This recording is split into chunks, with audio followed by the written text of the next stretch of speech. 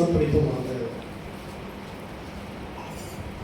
కాబట్టి దేవునికి లోబడి ఉండుడి, దేవునికి లోబడి ఉండుడి, అపవాదిని ఎదిరించుడి, అప్పుడు వాడు మీ యొద్ద నుండి పారిపోవును, అప్పుడు మీ యొద్ద నుండి వాడు పారిపోవును.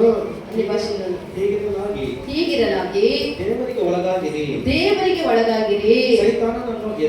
ಸೈತಾನನನ್ನು ಎದುರಿಸಿರಿ, ಅವನು ನಿಮ್ಮನ್ನು ಬಿಟ್ಟು ಓಡಿ ಹೋಗುವನು. ಹಲ್ಲೆಲೂಯಾ.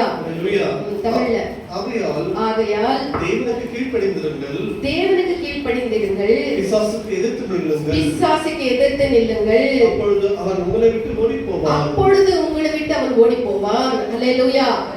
ఈ వాక్యముని మనం చూడగా இந்த வசனத்தை நாம் பார்க்கும்போது మనము దేవునికి లోబడి ఉండి நாம் கர்த்தருக்கு கீழ்ப்பడి అపవాది అయినటువంటి సైతాన్ని మనం ఎదిరించాలి. நாம் சாத்தானை எதிர்த்து நிற்க வேண்டும். అప్పుడు వాడు మన ఎద్ద నుండి పారిపోవును, అప్పుడు அவன் நம்மை விட்டு விலகி ஓடி போவான். మనము దేవునికి లోబడి ఉండాలి, நாம் கர்த்தருக்கு கீழ்ப்படி దేవుడు చెప్పినటువంటి వార్తకి లోబడి ఉండాలి, கர்த்தர் சொல்ற வார்த்தைக்கு கீழ்ப்படி దేవుని వాక్యానికి అనుసరించి మనం జీవించాలి. దేవుని వార్తகளை அதை பின்பற்றி நடக்க வேண்டும். అపవాది అయినటువంటి సైతాన్ ఏ రూపంలో వచ్చినా వాడిని మనం ఎదిరిస్తే వాడు మన యందు నుండి వాడి పాడిపోతాడు. அப்பொழுது சாத்தான் எப்படிப்பட்ட வழிகள் வந்தாலும் நாம் சாத்தான் நம்மை விட்டு விலகி ஓடி போவான். మనము జీవించినటువంటి ఈ దినములైనది చాలా అపాయకరమైనటువంటి అంత్య దినాలై ఉన్నది. நாம் వసిக்கிற நாட்களானது மிகவும் கடினமான ஒரு அபாயகரமான நாட்களாக இருக்கிறது. దేవుని వాక్యము ఏమని సెలవిస్తూ ఉన్నది అంటే వచనం என்ன சொல்லுது என்று అంత్య சொன்னால் దినాల్లో అపాయకరమైనటువంటి కాలములు వచ్చునని దేవుని యొక్క వాక్యము హెచ్చరిస్తుంది.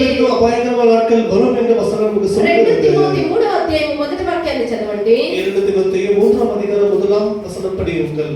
ಆದರೆ ಕಡೆಯ ದಿವಸಗಳಲ್ಲಿ ಕಠಿಣ ಕಾಲಗಳು ಬರುವವೆಂಬುದನ್ನು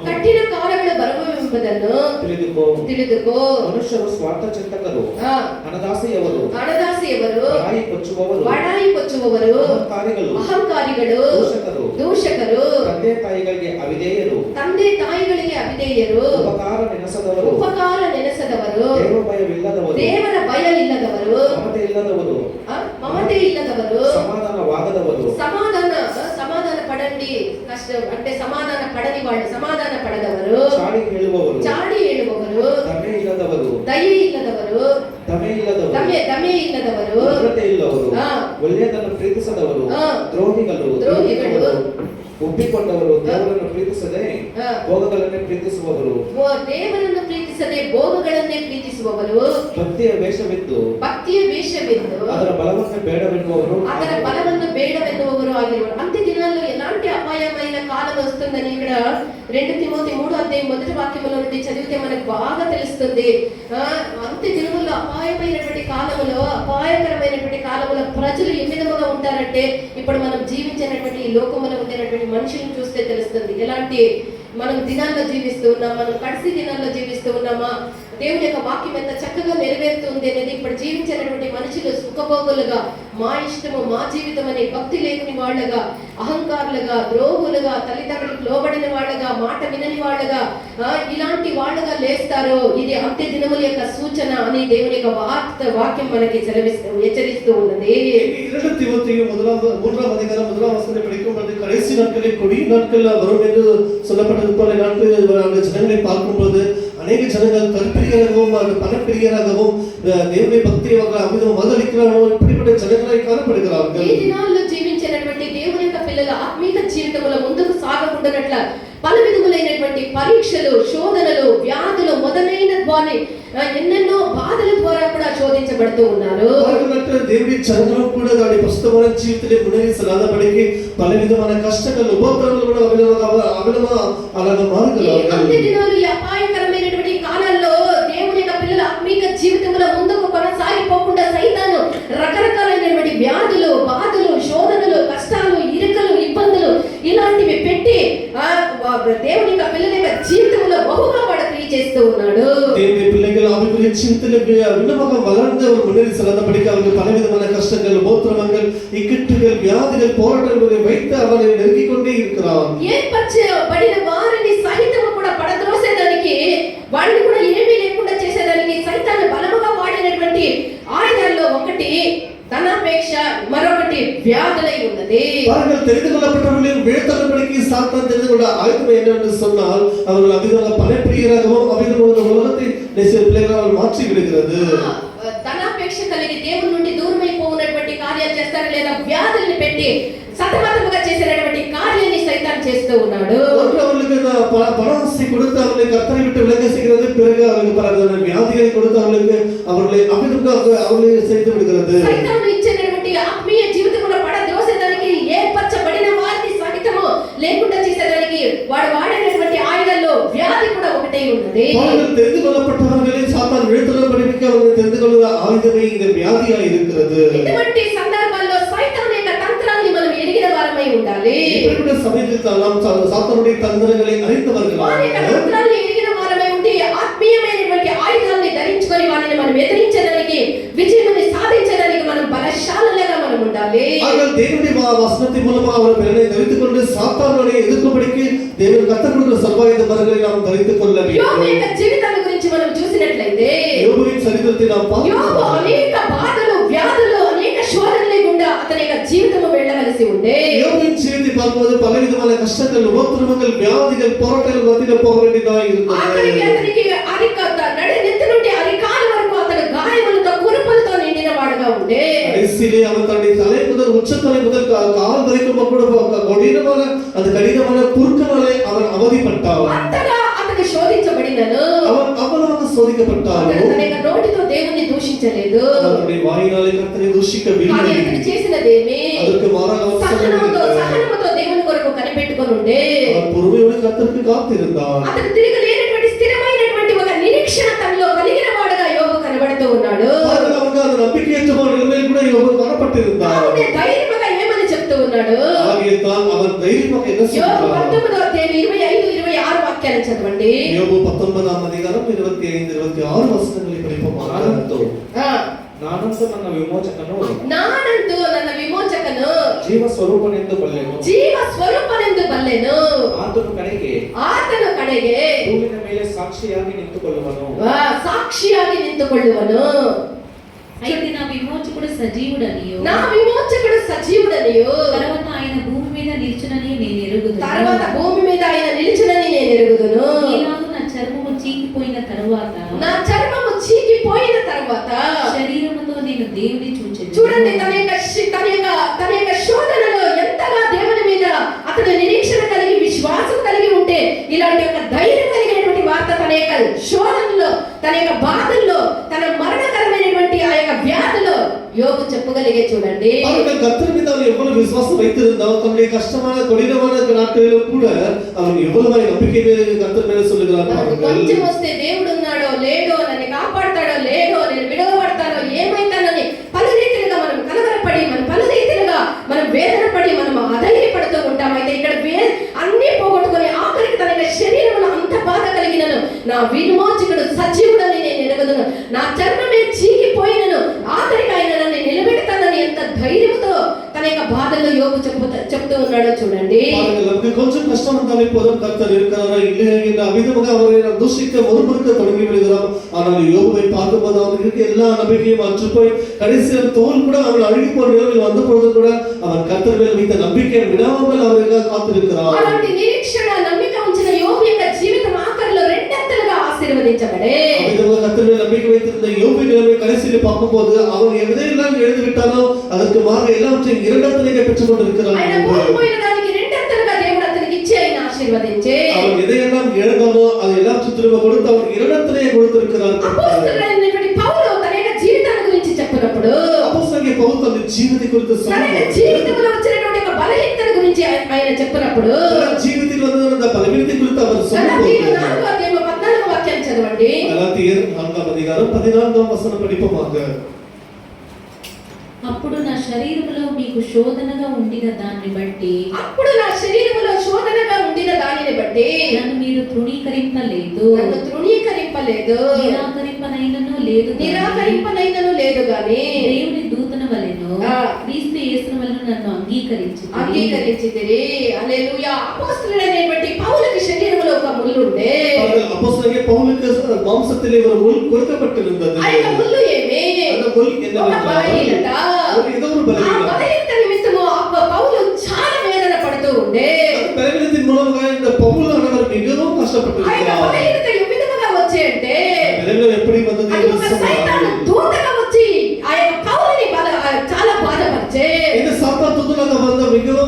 విషమయపడుతూ కొనే వந்தார். 2 కొరింథీయులు 2వ అధ్యాయం 12వ అధ్యాయం 7వ వాక్యాన్ని చదవండి. 2 కొరింథీయులు 12వ అధ్యాయం 7వ వచనం படிப்போமாக. నాకు కలిగిన ప్రత్యక్షతలో బహు విశేషంగా ఉన్నందున నేను అత్యధికముగా హెచ్చిపోకుండా నిమిత్తము నాకు శరీరంలో ఒక ముళ్ళు నేను అత్యధికముగా హెచ్చిపోకుండా నిమిత్తము నన్ను నలగగొట్టుటకు సాతాను యొక్క దూతగా అది ఉంచబడెను. ಕನ್ನಡದಲ್ಲಿ ನಾನು ನನ್ನನ್ನು ಅತಿಶಯವಾಗಿ ಹೆಚ್ಚಿಸಿಕೊಳ್ಳಬಾರದು. ಒಂದು ಶೂಲ ನನ್ನ ಶರೀರದಲ್ಲಿ ನಾಟಿದೆಯೋ ಎಂಬಂತೆ ನನ್ನನ್ನು ಗುದ್ದುವುದಕ್ಕೆ ಸೈತಾನನ ದೂತರಲ್ಲಿ ಒಬ್ಬನು ನನ್ನ ಬಳಿಗೆ ಕಳುಹಿಸಲ್ಪಟ್ಟನು. హల్లెలూయా. నా శరీరంలో సైతాను దూతగా ఒక శూలము, నా శరీరంలో ఒక గుచ్చబడినట్లుగా సైతాన్ దూతగా ఒక బలహీనత నాకు ఉండే అని పౌలు అంటూ ఉన్నాడు. ఏదైనా నేను ఏకాంతపడికి సాతాను ஒரு குட்டுகிறே నేను ஒரு தூதனாக வந்த விதமாக ஒரு முள்ளாக ஒரு குத்தி கொண்டிருக்கிறார் என்று పరిశుద్ధ పౌలు சொல்கிறார். నేను అతిశయించబడకుండానట్లుగా అలా ఏదైనా నేను ఏకాంతపడికి నేను ఏమైనానో అది దేవుని యొక్క కృప అని చెప్పునట్లుగా என்னவா இருக்கிறதெல்லாம் கர்த்தருடைய கிருபையை తగ్గించుకొని నేను ప్రార్థన చేయ నిమిత్తముగా அது பெருமிதத்திலே నేను ప్రార్థికొంటూ జపం பண்ணும்படியாக నాకు అది ఒక ముళ్ళుగా నా శరీరంలో ఇవ్వబడే అని పౌలు అంటూ ఉన్నాడు. మాంసத்திலே ஒரு ముళ్ళు నాకు கொடுக்கப்பட்டிருக்கிறது என்று పరిశుద్ధ పౌలు சொல்கிறார். ఈ దినాల్లో అనేక మంది దేవుని యొక్క పిల్లలు ఒక చిన్న బలహీనతకి గురి అయితే ఇలాంటి అనేక దేవుని పిల్లలు సిరిగి బలహీనతకు ఆளாக మారినారు. విశ్వాసమనే వదిలి వడిயை விட்டு విశ్వాసమనే కోల్పోయి విశ్వాసத்தை எழுந்து விட்டு తమ వ్యాధి గురించి తమ శరీరంలో ఉండేటువంటి ముళ్ళు తీసివేయబడుటకు పడేటువంటి బాధలు వెతికేటువంటి మార్గములు అనేక మార్గములుగా ఉన్న దేవుని వదిలిపెట్టి ఇంకా అన్ని మార్గాలు వెతుకుతూ ఉంటారు. மாம்சத்தில் கொடுக்கப்படாத முள்ளை நீக்கும்படியாக கர்த்தரத்திலே வராமல் வேற எல்லா வழிகளிலும் தேடி பார்க்கிறார்கள் நீக்கும்படியாக. కొంతమంది ఎన్ని మార్గాలు వెతికినా ఆ యొక్క బలహీనత పోకుండా శరీరంలో కష్టపడుతూనే ఆ వ్యాధితో బాధపడుతూనే ఉంటారు. சில பேர் எவ்வளவு தூரம் முயற்சி செய்தாலும் அதுக்கு விடுதலை கிடைக்காமல் அதிலே கஷ்டப்பட்டு கொண்டே இருக்கிறார்கள். పౌలు తన యొక్క బలహీనత తొలగాలని దేవుని యొక్క ముమ్మారి ప్రార్థించి వేడుకొనే వాక్యములను మనం చూస్తూ ఉన్నాము. ఈ పరిశుద్ధ పౌలు சொல்லும்போது இந்த முள் நீக்கும்படியாக நான் கர்த்தரிடத்திலே 3 முறை ஜெபம் பண்ணினேன் என்று சொல்கிறார். ఒక శూలముగా తన యొక్క శరీరంలో గుచ్చబడడానికి ఇవ్వబడినటువంటి యొక్క వ్యాధి నిమిత్తము ఆ ముళ్ళ నిమిత్తము దేవుని దగ్గర పౌలు ముమ్మారి ప్రార్థించే மாம்சத்திலே கொடுக்கப்பட்ட அந்த பலவீனமாகிய அந்த முள் நீக்கும்படியாக கர்த்தரிடத்திலே 3 முறை ஜெபம் பண்ணி இருக்கிறார் పరిశుద్ధ పౌలు అన్నమాట. పౌలు ప్రార్థించిన వెంటనే పరిశుద్ధ పౌలు చెప్తా ఉడనే పౌలా ఇదిగో వెంటనే నీకు స్వస్థతని అనుగ్రహిస్తూ ఉన్నానని దేవుడు ప్రార్థన ఆలకించి స్వస్థతను అనుగ్రహించెనా. எனக்கு பிரியமான పరిశుద్ధ పౌలు உங்களுக்கு உடனே சுகத்தை கொடுக்கிறேன் என்று கர்த்தர் சுகத்தை கொடுத்து விட்டார். ఇదిగో నీకు స్వస్థత శీఘ్రమే లభించునని దేవుడు పౌలుతో పలికెనా. இது உங்களுக்கு சுகத்தை கொடுக்கிறேன் என்று சொன்னேక அவிதமாக கர்த்தர் உங்களுக்கு சுகத்தை கொடுத்து விட்டார். ఆ విధంగా పలకక அப்படி சொன்னார். దేవుడు ప్రార్థించినటువంటి పౌలుతో ఏమని పలుకుతూ ఉన్నారు. 3 முறை ஜெபம் பண்ணின அந்த పరిశుద్ధ పౌలుకి కర్తర్ என்ன சொல்லுகிறார். నా కృప నీకు చాలును. என் கிருபை உனக்கு போதும். బలహీనత యందు నా శక్తి నీకు పరిపూర్ణమగుచున్నది. నా కృప నీకు చాలని బలహీనత యందు నా శక్తి నీకు పరిపూర్ణమగుచు ఉన్నది అని చెప్పే உன்னுடைய பலவீனத்திலே என்னுடைய பலன் உனக்கு பரிபூர்ணமாய் விளங்கும் என் கிருபை உனக்கு போதும் என்று சொன்னார். తన యొక్క బలహీనత సమయంలో పౌలు దేవుడిచ్చినటువంటి కృపలో ఆనందించగలిగే அந்த பலவீனத்தின் நேரத்திலே పరిశుద్ధ పౌలు அவர் கர்த்தர் கொடுத்த கிருபையை அந்த பலத்தை அவர் தரித்துக் கொண்டிருக்கிறார். తన యొక్క శరీరంలో బలమును అందుకొని அந்த கிருபையின் மூலமாக அவர் பலனை தரித்துக் கொண்டிருக்கிறார். ఆ కృపను బట్టి సైతాన్ని పౌలు బలముగా ఎదిరించే அந்த கிருபையின் மூலமாக சாத்தானை அவர் எதிர்த்து நிற்கிறார். మూలంగా జీవబడినటువంటి ఆ యొక్క వ్యాధి ఆ సైతాన్ని ఆ యొక్క కృపను పొందుకున్నటువంటి పౌలు బహుగా బలముగా ఎదిరించే கர்த்தருடைய கிருபையினாலே பலனை தரித்துக் கொண்ட పరిశుద్ధ పౌలు அவர் அந்த சாத்தானை அந்த முள் அந்த வியாதியை அவர் எதிர்த்து நின்றிருக்கிறார். ఎదిరించినటువంటి పౌలు ఏమంటూ ఉన్నాడు. ఎదుర్కొ నిన్న పరిశుద్ధ పౌలు என்ன சொல்றார். నేనేమై ఉన్నానో అది దేవుని యొక్క కృప మాత్రమే అని చెప్తూ ఉన్నాడు. என்னமா இருக்கிறது எல்லாமே கர்த்தருடைய கிருபை என்று சொல்றார். అది దేవుని యొక్క కృపని మాత్రమే అది దేవుని కృప మాత్రమే అని పౌలు చెప్తూ ఉన్నాడు. ఇప్పుడు என்னமா இருக்கிறது எல்லாமே கர்த்தருடைய கிருபை என்று சொல்லியிருக்கிறார். ఏది కాదు బలమో పరాక్రమమో వేరే ఏదియో కాదు నేనేమై ఉన్నానో అది దేవుని యొక్క కృప. என்னமா இருக்கிறது எல்லாமே என்னுடையதல்ல என்னுடைய பலத்தினால உணர்ந்தல்ல கர்த்தருடைய கிருபை என்று சொல்றார். వ్యాధుల సర్వ రోగ నివారణి దేవుని యొక్క కృపయై ఉన్నది. వ్యాధి நமக்கு நல்ல நிவாரணமாக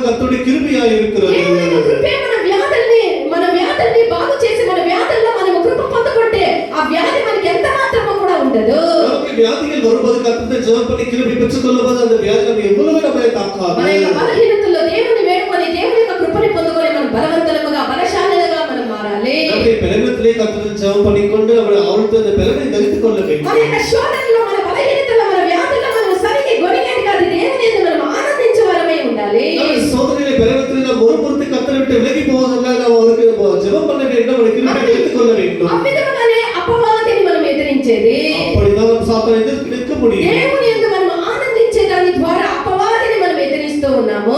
கர்த்தருக்குள்ளாக மகிழ்ச்சி இருப்பது மூலமாக சாத்தானை எதிர்த்து நிற்க முடியும். నాకు వ్యాధి వచ్చినాయి, నాకు బాధ వచ్చినాయి, నాకు బలహీనత వచ్చినాయి, నన్ను ఎవరు విడిపిస్తారు, నేనేమైపోతాను అంటే మనము సైతాన్ని జయింపచేస్తూ ఉన్నాము, మనము ఓడిపోతూ ఉన్నాము.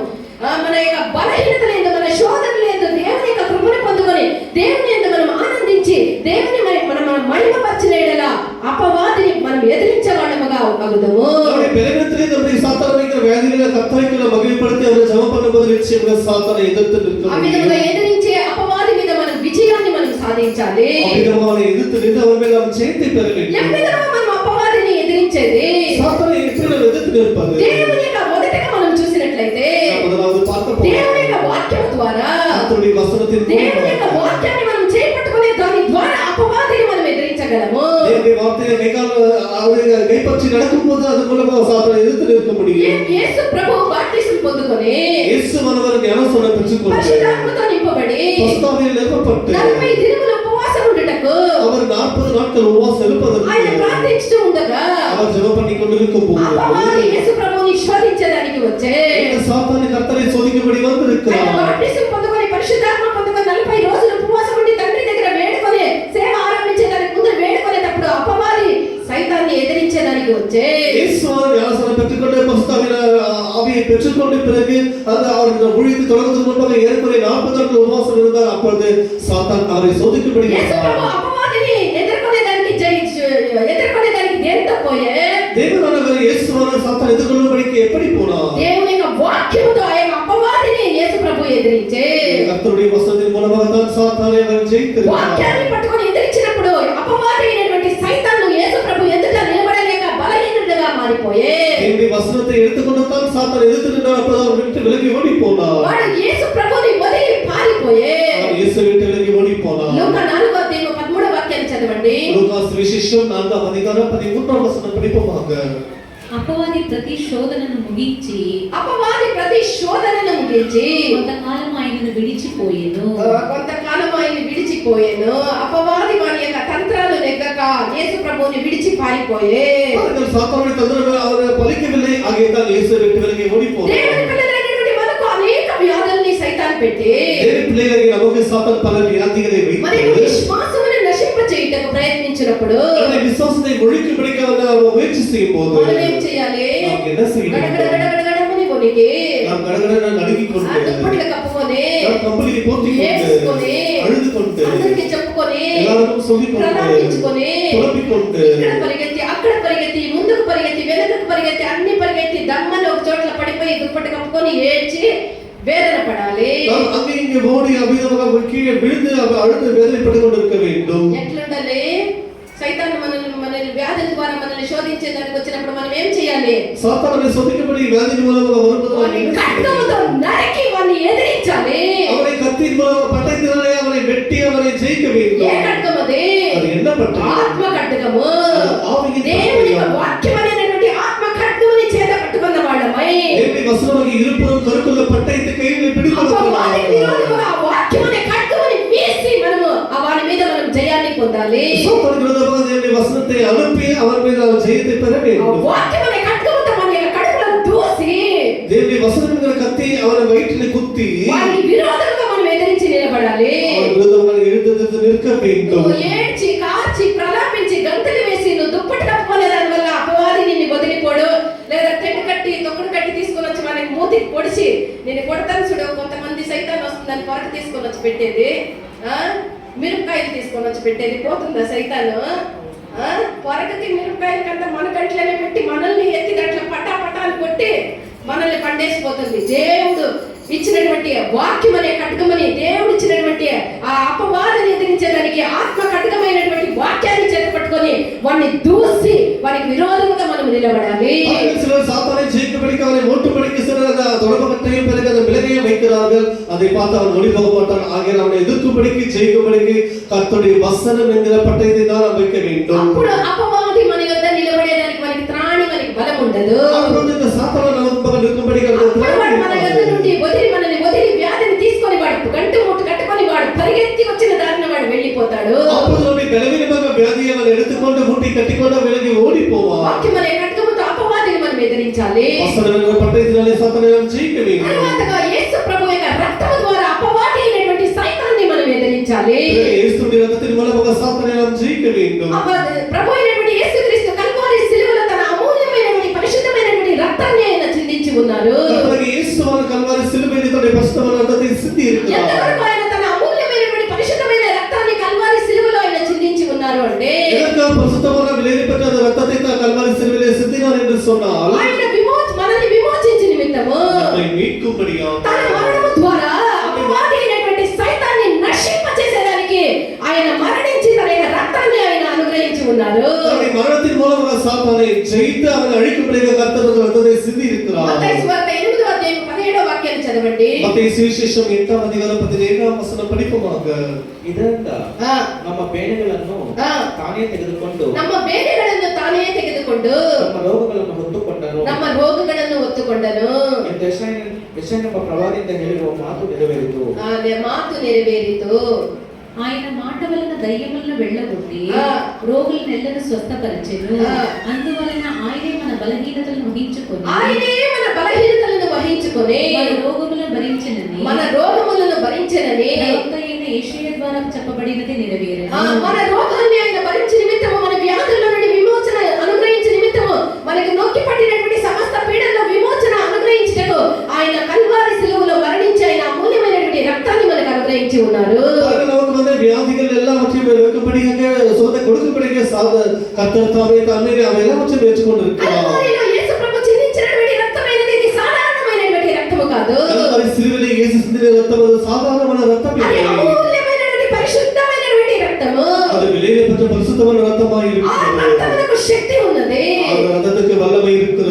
మన యొక్క హృదయంలో మనం విశ్వసించాలి. அதை நாம் இதயத்திலே விசுவாசிக்க வேண்டும். మన నోటితో దాన్ని ఒప్పుకోలు చేయాలి. நம்முடைய வாயின் மூலமாக அறிக்கை பண்ண வேண்டும். మనం ఆ విధంగా మన హృదయంతో విశ్వసించి నోటితో ఒప్పుకోలు చేయనప్పుడు హృదయத்திலே విశ్వాసిత వాயின் మూలமாக அறிக்கை பண்ண మనం దేవుని యొక్క నామమున మనం బలముగా నిలబడి ప్రార్థన చేయనప్పుడు దేవుని నామమున మూలமாக నిలబడి బలమై జరుగుతుంది. ఆ వ్యాధిని తీసుకొచ్చినటువంటి యొక్క సైతాను సిద్ధపడి వాడి పారిపోవును. ఆ వ్యాధి కొలవన సాతాను వెనకబట్టి ఓడిపోవాలి. మనకు సైతాన్ని మనం ఎదిరించేది. అప్పుడు తన సాతాను జయించ வேண்டும். ప్రియమైనటువంటి దేవుని యొక్క జనమా ప్రియమైన దేవుని మనం బలహీనలము కాము. బలమైన దేవుడు మనకున్నారు. బలమైన కర్తరు இருக்கிறார். అనాథులు కాము. మనం ఆదరించే తండ్రి మనకున్నాడు. మనం నిరాకరించబడినను సృష్టికర్త మనకి తండ్రి అయి ఉన్నాడు. కర్తర్ நமக்கு தகப்பனாய் இருக்கிறார். మనం లోబడాలి. మనం కీழ்పడియ வேண்டும். మనం చేసేదేమి మనం என்ன செய்கிறோம்? దేవునికి మనం ఎదిరించి కర్తரை ఎదుర్కొంటూ దేవుని వాక్యాన్ని ఎదిరించి దేవుని చిత్తాన్ని ఎదిరించి దేవుని కార్యాలు చేయకుండా ఎదిరించి సైతానికి మనం లోబడుతూ ఉన్నాము. కాబట్టి మనం జయము పొందకుండా ఉన్నాము. మనము సైతాన్ని ఎదిరించాలి. ఎదిరించి నిలబడాలి అంటే మనము దేవునికి లోబడాలి. ఆ విధముగా చేసేదాని ద్వారా సైతాన్ని ఏ రీతిగా మన మీద వచ్చినను వారి మీద మనం విజయాన్ని మనం సాధించగలం. తర్వాత సైతాన్ని మనం ఎదిరించేదే విధముగా వాగ్దానములను చేత పట్టుకొని విడుదలని హక్కు చూపించే హక్కు ఇది నా హక్కు. మన తల్లిదండ్రుల యొక్క ఆస్తి ఎవరికి సొంతము? పిల్లలకి సొంతము. ఆ పిల్లలకి తప్ప వేరే ఎవరైనా హక్కు చూపించకైతుందా? బా బ్రదర్ ఆటో ఎవరికి సొంతము? పెరేష్కి సొంతము. హల్లెలూయా. యాకోబుకి సొంతము.